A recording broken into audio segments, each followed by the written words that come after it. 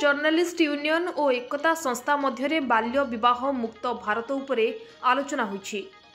आज दिन दुईटा समय मोहना एकता संस्था और मोहना जर्नालिस्ट यूनियन को मध्य बाल्य विवाह मुक्त भारत अभियान माध्यम आलोचना करा जायतिला। मोहना ब्लॉक रे बाल्य विवाह संपूर्ण भावे बंद होई नथिबा हेतु प्रशासन कौनसी तत्परता नजर आसुनाही। बाल्य विवाह करने द्वारा कौन क्षति होता है ताहा लोकों पाखकु जाई किपरि सचेतन करा जाई परिबो और लोके केते सचेतन होई परिबे ताहा सांबादिकों मध्यरे आलोचना करा जायतिला। जहा फल आगामी दिन में किभली लोके बाल्य विवाह को संपूर्ण बंद करा जाई परिबो से नहीं आलोचना करथिले। बैठक में मोहना जर्नालिस्ट यूनियन सभापति अश्विनी कुमार पात्र, संपादक मिहिर रंजन जतिंको सह समस्त सांबादिक जोग देथिबा बेले एकता संस्था पक्षरु अनिता नायकों सह कर्मचारी माने जोग देथिले।